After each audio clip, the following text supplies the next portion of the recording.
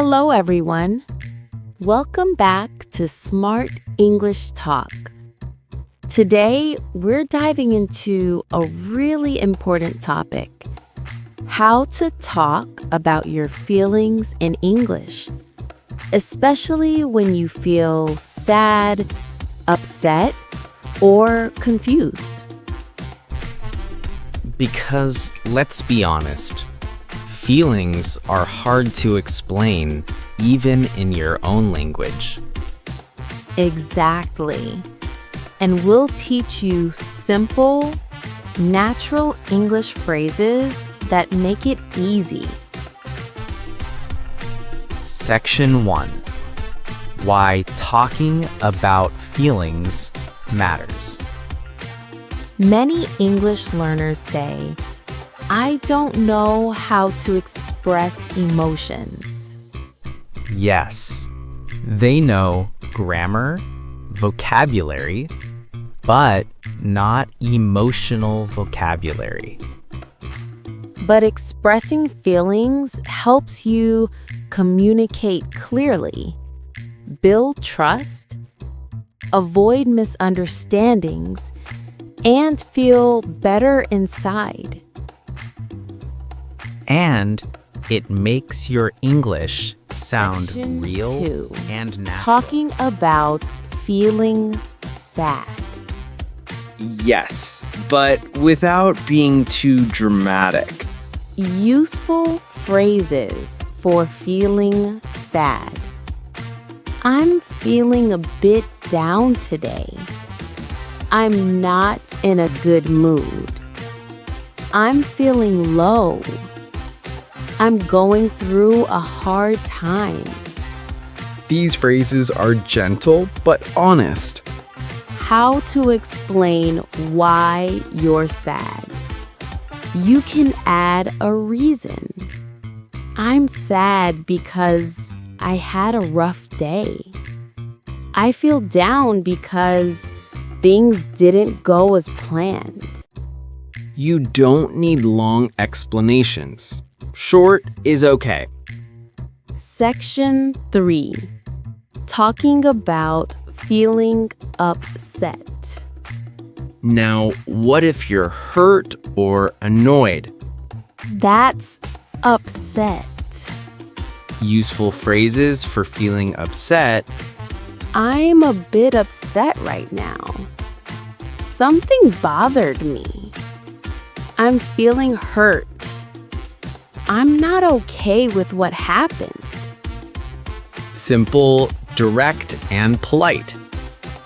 Section 4. Talking about feeling confused.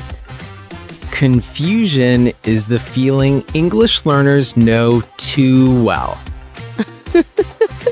Haha, true. Useful phrasings for feeling confused. I'm not sure what's going on. I'm a bit confused. I don't understand this situation. I'm trying to figure it out. These are very common in real conversations, Section especially 5. at work. or Adding school. more detail. Now let's show how to explain your feelings in a clearer way. We use because, about, or that. Examples. I'm sad because I failed my test. I'm upset about the argument we had. I'm confused that plans keep changing. Easy, simple structures. Section 6. Full conversation example. Scene. Jack is sad. Emma asks what happened. Jack, you look a bit down today. Are you okay? I'm feeling a little sad, to be honest. My day didn't go well. I'm sorry to hear that. Do you want to talk about it? Yeah. I had an important meeting, and it didn't go as planned. That sounds frustrating. Yeah, I'm also a bit confused about what went wrong.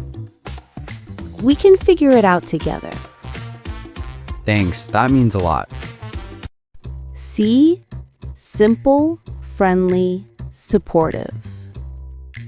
And most importantly, natural English. Section 7.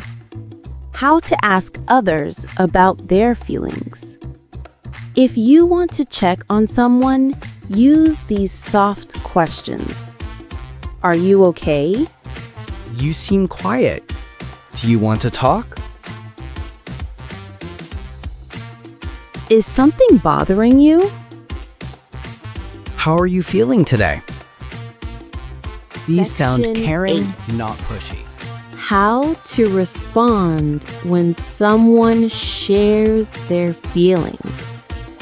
The biggest mistake people make is not listening. So say things like, I understand. Thanks for sharing with me. That must be difficult. I'm here for you. These phrases build trust instantly.